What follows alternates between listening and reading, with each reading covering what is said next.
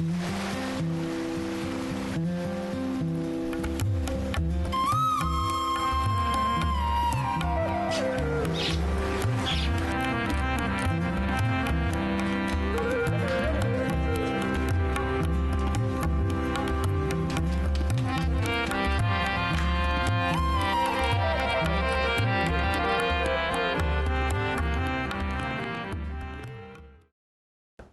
खुदावंद से मोहब्बत रखता हूं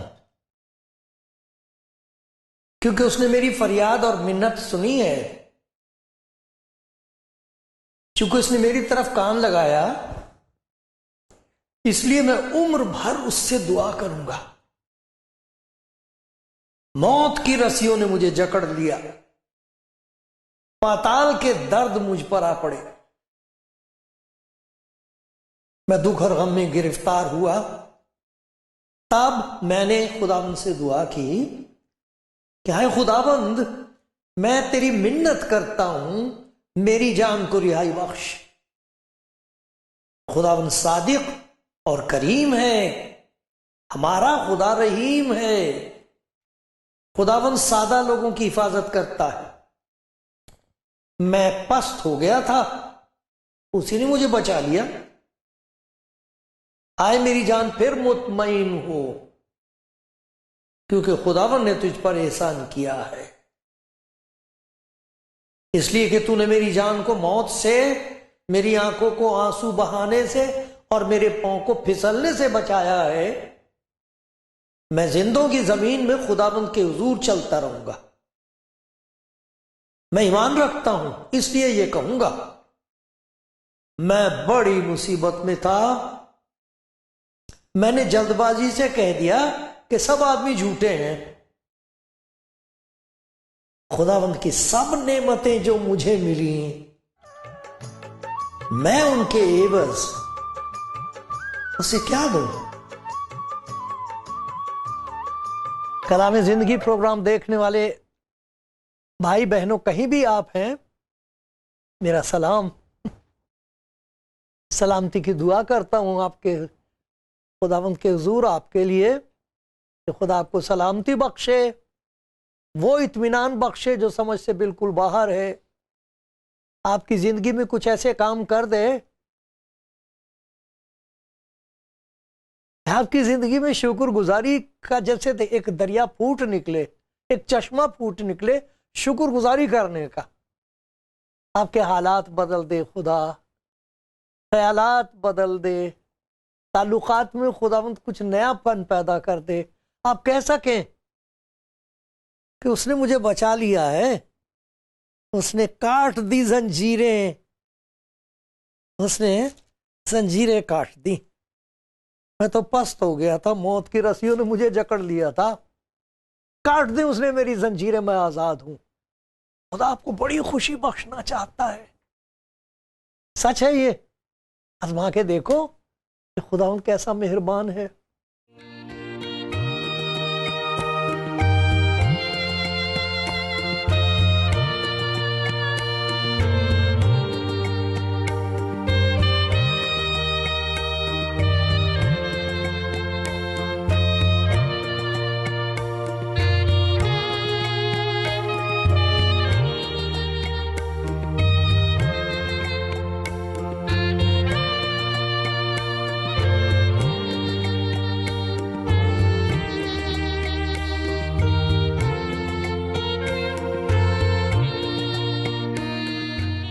एक बात सुनाता हूं आपको, उससे आपका ईमान भी मजबूत होगा और जो खुदा का कलाम आप सुनने को हैं उसके लिए दिल तैयार हो जाएगा। एक अस्पताल में एक आदमी कई दिन से बेहोश था और न खा सकता था, न कुछ पी सकता था, ना उठ सकता था, पड़ा हुआ था। घर के लोग भी परेशान थे, डॉक्टर्स भी सोच रहे थे क्या किया जाए और क्या किया जाए। तो रात आई, सब सो गए। यार साई देखने से बड़ा ताज्जुब हुआ देख के कि वो बैठा हुआ उठ के बैठा हुआ। जब नर्स आई तो उसको देख के वो मुस्कराने लगा। तो नर्स कुछ घबरा सी गई कि ये क्या हुआ है। कहने लगा कि कुछ खाने के लिए मुझे मिल सकता है। उसने जल्दी से फोन किया, एक लड़की कुछ खाने के लिए ले आई। उनकी आंखों के सामने उसने खाना खाया और फिर कहने लगा मैं अभी आता हूँ। गया, थोड़ी देर के बाद वापस आ गया और कहने लगा अब आप लोग बेफिक्र रहिए, अब मैं ठीक हूँ, मुझे अब नींद आ रही है। सो जाऊंगा। वो सोच रही थी कि हुआ क्या इसको। अब उसे समझा रही कि आपकी बीमारी लाइलाज है। कहने लगे नहीं वो सब था, अब नहीं है, मुझे महसूस हो रहा मेरे अंदर ताकत है। अब मेरा हाथ पकड़ के देखिए, मेरे अंदर ताकत आ गई है, मुझे महसूस हो रहा मैं तंदुरुस्त हूँ। आपको मुझे समझाने की जरूरत नहीं है, इसमें कोई ऐसी बड़ी बात नहीं, मैं तंदुरुस्त हूँ। मुझे मालूम हो रहा है कि मैं तंदुरुस्त हूँ। देखिए मेरा बुखार नहीं है, अब मुझे बुखार नहीं, देखिए सब कुछ जांच करके देख लीजिए, मुझे महसूस हो रहा है कि मैं तंदुरुस्त हूँ। डॉक्टर्स भी हैरान थे, घर के लोग खुशी से कह रहे थे कि ये क्या हो गया। डॉक्टर्स ने कहा कि अच्छा आप जा सकते हो घर। कुछ ऐसा ही है जिसकी जिंदगी में खुदाबंद काम कर देता है। बाहर के लोगों को क्या समझा दे, वो अब क्या जवाब दे, इसका कैसे हुआ, कौन आया था, किसने शिफा दे दी। वो बेचारा कह भी अगर के एक आया था कोई, उसका चेहरा बड़ा जलाली था, उसकी आंखों में मोहब्बत ही मोहब्बत थी, और उसने मुझसे कहा मैंने तुझे छू दिया, तू छूट गया, मैंने तेरी जिंदगी के वक्त बढ़ा दिया है, जा शुक्रगुजार रहना, तेरी जिंदगी का एक मकसद है, उसे पूरा करना, घर चला जाना। अब वो क्या समझाए, वो क्या समझेंगे इसे। मेरी बात है कि कोई समझाए कि हम समझाएं क्या, क्या कहते हैं जिससे वो उनको यकीन आ जाए। इसी तरीके से जब खुदावंद यीशु मसीह के पास कोई आता है जकड़ा हुआ, धसा हुआ, नाउमीद, करहाता हुआ, जिंदगी में लोगों को कुछ नहीं पता उसके बारे में, लेकिन उसको अंदर मालूम है मेरे अंदर ताफुन है, बदबू है, मैं शरीयत शरीयत करता हूं लेकिन शरारत से भरा हुआ हूं, शफकत का जिक्र करता हूं खुदा की, लेकिन नफरत के सिवा मेरे अंदर और कुछ नहीं है, मैं इबादत करता हूं लेकिन मैं दूसरों के लिए लानत बना हुआ हूं। मुझे मालूम है मेरा क्या हाल था, मैं अंदर से बीमार था, सब कुछ करके देख लिया, कुछ भी नहीं होता था, वही भूखा, वही प्यासा, वही बेचैन, वही लाचार। तो वो ये बताते हैं कि उनको तजुर्बा जो हुआ है उसकी वजह से अंदर शिफा मिली है, बाहर कुछ नहीं है, लेकिन उनका बातिन जैसे धुल गया। बातिन उसी की तो खुदा को फिक्र है। खुदा ने कहा मैंने तुम्हें शरीयत दी है ताकि तुम जान सको कि मैं क्या चाहता हूं कि तुम करो। और फिर उसी खुदावंद ने यिर्मयाह की मार्फत बता दिया कि तुम्हारे अंदर तो संगीन दिल है, पत्थर का दिल है, मैं उसे निकालूंगा, गोश्तीन दिल तुम्हें अता दूंगा, जिसमें तरस होगा, जिसमें एहसास होगा। ये तो पत्थर के दिल लिए घूम रहे हो, तुम पत्थर ही उठा सकते हो और कुछ नहीं जान सकते। सख्त दिली। तो कैसे पता लगेगा ईमानदार को कि कुछ हो गया अंदर। और अब बातिन जो है, अब वो बतालत के कब्जे में नहीं रहा है, उस बातिन में खुदा की बादशाहत कायम हो गई है। कोई और है जो आकर हुकूमत कर रहा है। सकूनत नहीं, सकूनत तो कुछ थोड़ी देर के लिए होती है, हुकूमत कर रहा है, उसकी मर्जी पूरी हो रही है मेरी जिंदगी में। अब कुछ हो गया है, मुझे महसूस होता है। तो क्या पहचान होती है सेहत की, जो रूहानी तौर पर जिसकी सेहत सही है अब खुदा की नजर में, उसको कैसा महसूस होता है, उसको कैसे पता लगेगा कि मैं ठीक चल रहा हूं।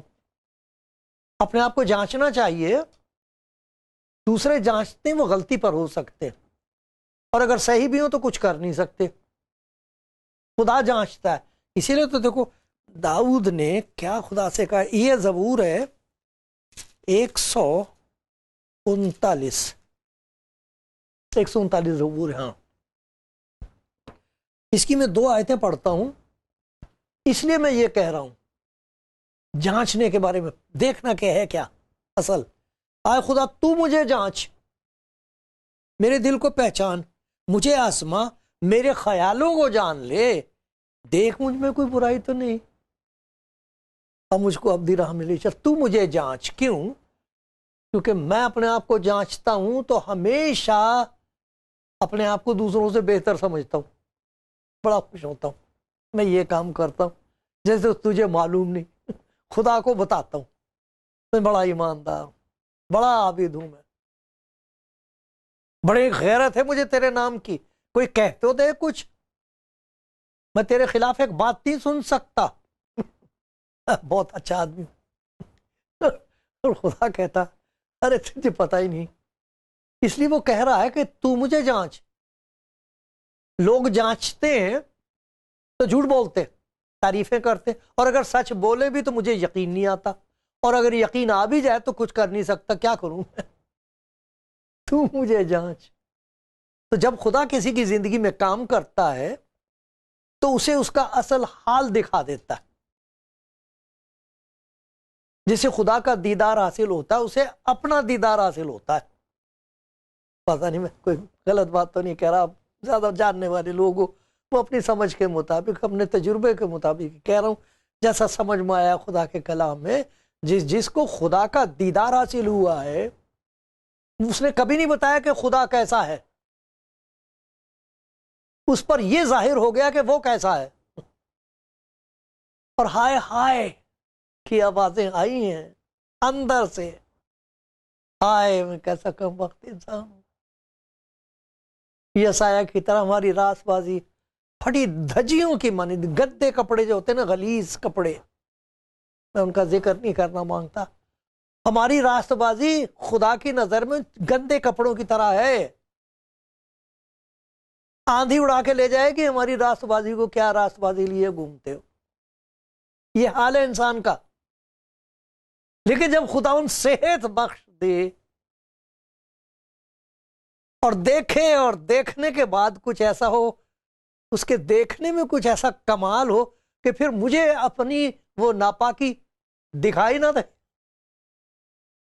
मेरी नजर से गायब भी हो जाए, और फिर मैं दाऊद के साथ मिलकर, खुदा के बंदे दाऊद के साथ मिलकर कहूं मुबारक है वो जिसकी खता बख्शी गई, जिसका गुनाह ढांका गया, और जिसकी बदकारी को खुदावंद हिसाब में नहीं लाता, और जिसके दिल में मकर नहीं। अब मक्कारी करने की जरूरत ही नहीं रही, मक्कारी तो उसे करने की जरूरत है जिसका गुनाह ढाका नहीं गया, बदकारी माफ नहीं हुई, गुनाह ढाका नहीं गया, हिसाब साफ नहीं हुआ। वो तो बेचारा अपने आप को कुछ ना कुछ कर करा के झूठी तसल्ली देता ही है अपने आप को कि मैं बिल्कुल ठीक हूं। अरे भाई ठीक तुम अपनी नजर में हो, ठीक उनकी नजर में हो जिन्हें चापलूसी करने से फायदा होता है, आपका अपना फायदा उठाते हैं, उनकी रोटी ही यही है। उनकी नजर में हिसाब तो आपको, ना तो खुद अपने आप को हिसाब देना अपने आप को, ना तो आप जज हैं, ना वो दूसरे लोग हैं। अरे जिसने हिसाब लेना उसकी नजर में कैसे हैं, ये सवाल है। तो अगर उसकी नजर देखे और आप उसकी तरफ देखें और उसके चेहरे पर मुस्कुराहट हो, और वो कह दे आपके अंदर, एक आवाज गूंज उठे, मेरी बेटी तू बच गई, मेरे बेटे मैंने तुझे साफ कर दिया, अब तू साफ है, मेरी नजर में साफ है, क्योंकि मैंने तेरी बदकारी धो डाली और मैंने तुझे उस रास्तबाजी से ढांक दिया है जो मसीह यीशु में जाहिर हुई है। उसने नहीं कभी कोई गुनाह किया, एक बेगुनाह वही हुआ है, उसकी जो रास्तबाजी है वो मुफ्त बख्शी जाती है। इसीलिए लिखा है मसीह को पहन लो।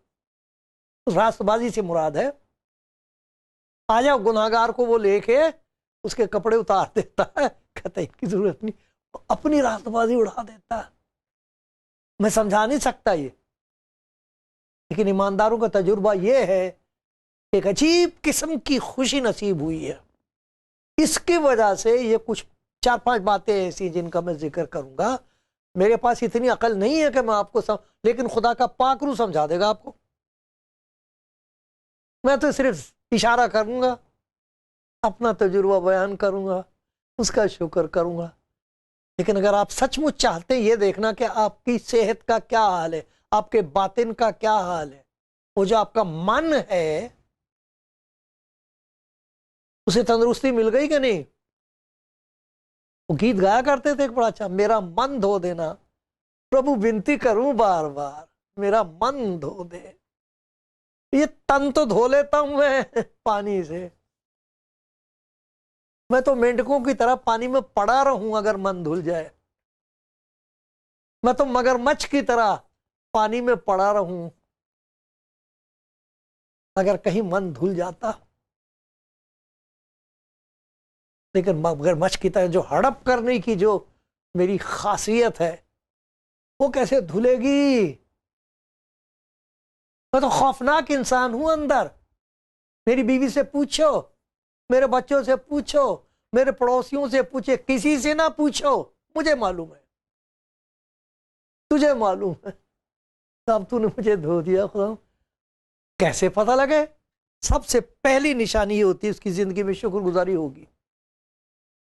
है नहीं हमारे अंदर? ऐसे कहते हैं हम तो बड़ा खुदा का शुक्र करते हैं जी, बड़ा नाम लेते हैं जी, खाने से पहले भी और खाने के बाद भी और सोने से पहले और उठते ही। किस बात की शुक्रगुजारी? खुदा कह रहा है बीमार तो तू है, अभी शुक्रगुजारी किस बात की कर रहा है? इसमें मेरी तो कोई तमजीद ही नहीं, ये तो मेरी बदनामी है। मेरा नाम लेता और फिर मैं ऐसे का वैसे ही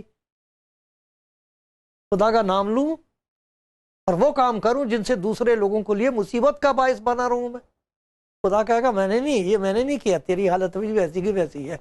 लेकिन अगर वो बदल दे और आपको पता लगे कि कुछ हो रहा मेरे अंदर, ये क्या हो रहा है, ये मैंने खरा किया, बहुत बड़ी हिमाकत करी कि मैंने अपनी बीवी को उठाया सुबह सुबह तो मैंने उसको कहा कि मैं चाय लाया हूं आपके लिए, और वो रो पड़े, वो रोने लगे। क्या हो गया आपको? आप बैठिए, आप मेरे लिए चाय लाए हो और फिर आप कहें कि मैं माफी मांगने आया, मैंने तुझ पर बहुत जुल्म किया है, मैं तो माफी मांगने आया हूं। वो कही हुआ क्या आपको? और फिर आपको मैं शुक्रगुजारी करना चाहता हूं खुदा का, उसने मुझे अंदर से धो दिया, मेरा मन बदल गया, मेरा बातिन बतालत के कब्जे से छूट गया। मैं तो तकब्बुर के कब्जे में जी रहा था, मुझे तो पता ही नहीं था कि खुदा का खौफ क्या होता है। मैं तो शुक्रगुजारी करना चाहता हूं खुदा का तेरे लिए। क्या सोचेगी बेचारी औरत है? कोई अंदाजा लगा सकता उसकी खुशी का? बच्चे भी आ जाए, इकट्ठे हो जाएं आपके घर में, एक अजीब किस्म की खुशी हो, एक अजीब किस्म का जश्न हो, और आप लोगों को और पड़ोसियों को बताएं कि देखो मुझे मालूम नहीं था कि खुदा का ऐसा इंतजाम है कि उसका कलाम जिस्म में जाहिर हुआ है, उसका नाम मसीहा है, वो इलाज है हमारी बीमारी का जो हमारे बातिन में है, अंदर है। दिल की जो बीमारियां उसका इलाज उसके पास है। सुलह और सलामती का शहजादा वही है, माफ करने की तौफीक उसी के पास है, माफ कर देने की ताकत वही बख्शता है। ये हुआ मेरे साथ, और लोग कहेंगे साहब अब हम नहीं आएंगे तुम्हारे घर।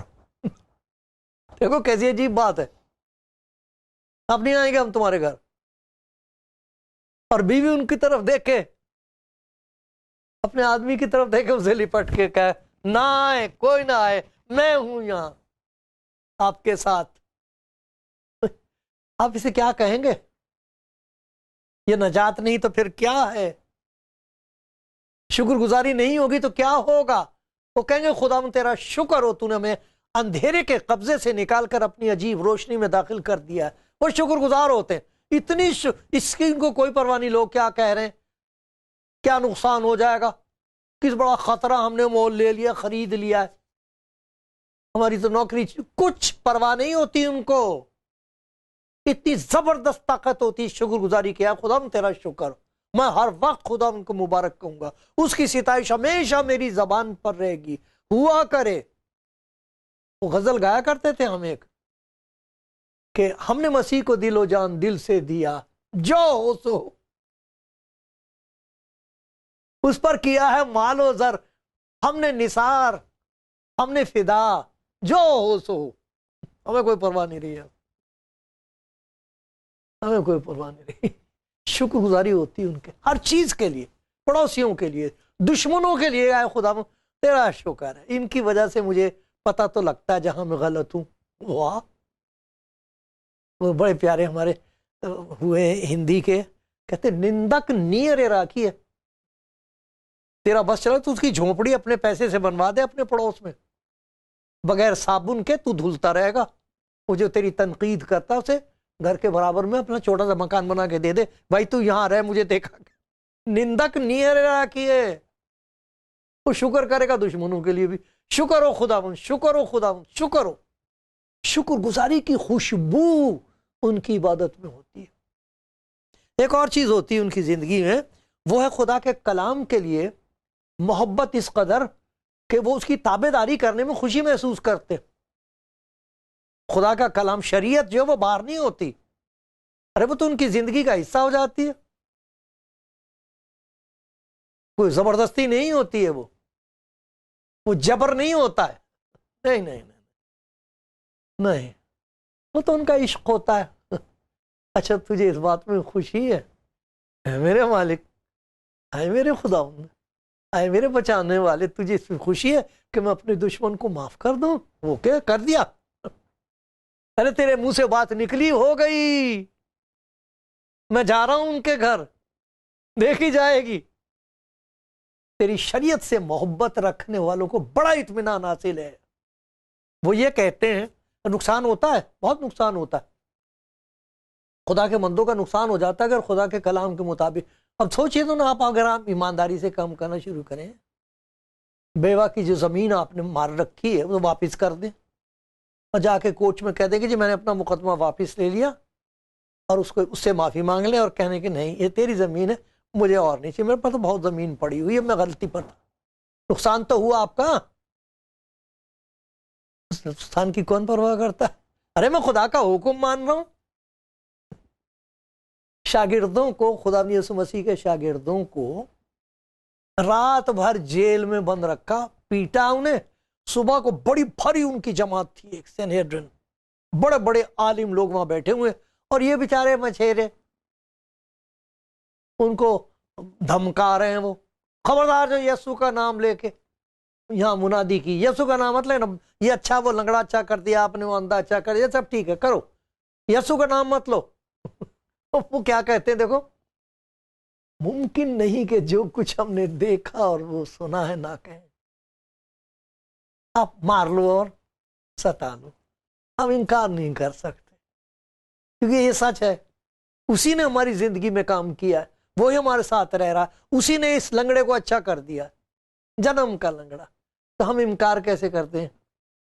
तो उनकी जिंदगी में खुदा के हुक्म की इस कदर मोहब्बत होती है, जैसे दाऊद कहता ना, तेरे मुंह की शरीयत मेरे लिए सोने चांदी के हजारों सिक्कों से बेहतर है। अरे मोहब्बत इंसान को दौलत से होती है, अब शरीयत से हो गई मोहब्बत हो, तो उनके अंदर शुक्रगुजारी होती है, खुदा के हुक्म की ताबेदारी होती है, और एक और चीज होती है, खिदमत गुजारी होती है। खुदा के पाक कलाम में रूमियों का खत आप पढ़ लेना, देखो उसका 4था बाब है, नहीं रूमियों का खत है 12वां बाब है। अच्छा है आप उसमें देखना कि खुदा का पाकरू जब इस जिस्म में आता है ईमानदार की जिंदगी में, तो वो खिदमतें देता, लिखा रूह का ज़बूर फायदा पहुंचाने के लिए होता है, कोई ना कोई खिदमत दे देता है उन्हें, कुछ भी, चाहे बर्तन धोने की, पड़ोसियों के यहाँ जाके जी अच्छा बीबी ला मैं बर्तन धो दूं, तू काय को बर्तन धोएगी? नहीं बीबी, मैं सुना था तू बीमार हो गई थी, कोई ना कोई बात नहीं, मैं भी तो तेरी बेटी हूं। बर्तन ही धोने की खिदमत दे दी, किसी बच्चों को मुफ्त पढ़ाने की खिदमत दे दी, कुछ ना कुछ खिदमत दे देता है जिसका नजात से कोई ताल्लुक नहीं होता, उसका खुशी से ताल्लुक होता। जहां शुक्रगुजारी है, जहां शरीयत की ताबेदारी है, वहां दूसरों की खिदमत गुजारी है। दो बातें और बड़ी प्यारी हैं, उनका भी जिक्र करना चाहूंगा। खुदा करे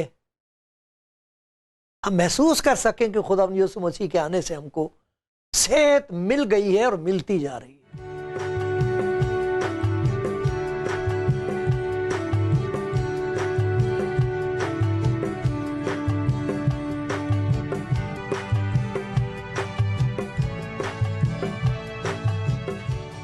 आप सुन रहे हैं और देख रहे हैं जिस प्रोग्राम जिसे कहते हैं कलाम जिंदगी, और मैं खुदा के कलाम की रोशनी में आपके साथ उन बातों का जिक्र कर रहा हूं जिनकी मुझे हर वक्त ज़रूरत है, और जिन बातों के लिए मैं खुदा का शुक्र करता हूं ताकि मैं देख सकूं। कई दफ़ा लोगों को कैंसर होता, पता उस वक्त लगता है जब आखिरी वक्त आ गया है, मालूम नहीं होता। इसी तरह रूहानी तौर पर हम बीमार होते हैं, हमको मालूम नहीं होता, लेकिन खुदा का कलाम सुनने से और पढ़ने से ऐसा होता कि खुदा हमको दिखा देता कि हमारा हाल क्या है, और फिर हमारे लिए मौका होता है कि वो शिफा दे दे। वो दे देता है शिफा अंदर से, बातिन में, बाहर नहीं, अंदर। तो उसकी क्या पहचान होती है कि खुदा ने अंदर से हमको पाक कर दिया। क्योंकि हम जो कुछ करते हैं सब अच्छी बातें, वो बाद में अच्छी हो जाती हैं। इबादत करना, सखावत करना, सारी बातें जो होती हैं, लेकिन अगर उनसे और तहारत करना, ये सारी चीजें अगर वो खाली खाल धुले तो उससे क्या फायदा। वो खुदा का बंदा गाता था, हम गाते थे, मेरा मन धो देना प्रभु विनती करूं बार बार, कहां कहानी में नहाया तू मुझे अंदर से धो दे। सारे ईमानदार इस बात के लिए रोते हैं, दुआ करते हैं। कहीं उनके आंसुओं से बातिन धुल सकता तो धुल जाता, क्योंकि जिस किस्म के आंसू वो बहाते हैं उसके कदमों में, तो बहुत है। तो अभी हमने देखा कि जब खुदा यीशु मसीह के वसीले से उनको खुदा की मोहब्बत का तजुर्बा होता है और खुदा अंदर से काम कर देता, जैसे उसने नबियों की मार्फत कहा है और हमारे सामने नमूने हैं, और खुदा यीशु मसीह की खुशखबरी ये है, तो फिर तंदुरुस्ती के निशानात होते हैं। हमने देखा कि शुक्रगुजारी होती है जिंदगी में, खुदावंद के हुक्मों की ताबेदारी होती है, खुशी के साथ, मोहब्बत के साथ। दूसरों के लिए एहसास जिम्मेदारी होती है, मैं जिम्मेदार हूं। वो बीमार है, उनके घर में ना तो कार है ना कुछ है, साइकिल तक नहीं उन बेचारों की, उनको अस्पताल कौन लेके जाएगा। मैं रिक्शा चलाता हूं, मैं क्यों ना ले जाऊं। मुझे जिम्मेदारी, ये जिम्मेदारी कहां से आती नहीं जी, वो उनके पास पैसा है जी, टैक्सी मंगानी चाहिए नहीं नहीं नहीं नहीं नहीं नहीं, जो अंदर से तंदुरुस्त कर दिया गया है एहसास से जिम्मेदारी। और दो बातें बहुत होती हैं, उनके अंदर एक एहसास से जिम्मेदारी उनके लिए होता है जो टटोलते फिर रहे हैं, ढूंढते फिर रहे हैं, दरवाजे खटखटा रहे हैं, उनके लिए एहसास से जिम्मेदारी होता है कि उनको बता दें। और तीसरी चीज ये होती है कि उनके अंदर एक बोझ होता है बहुत ज्यादा, इलाहोजारी जिसको कह सकते हैं, रोते हैं दूसरों की नजात के लिए, सताने वालों के लिए रो रो कर दुआ करते हैं। ये सारे तंदुरुस्ती के निशान हैं। खुदा का पाकरू तौफीक दे कि हम देख सकें, अगर बीमार हैं तो उसका तो नाम ही शिफा देने वाला है, वो तो मसीहा है, शिफा दे देगा। ये बात सच है, आजमा कर देखो।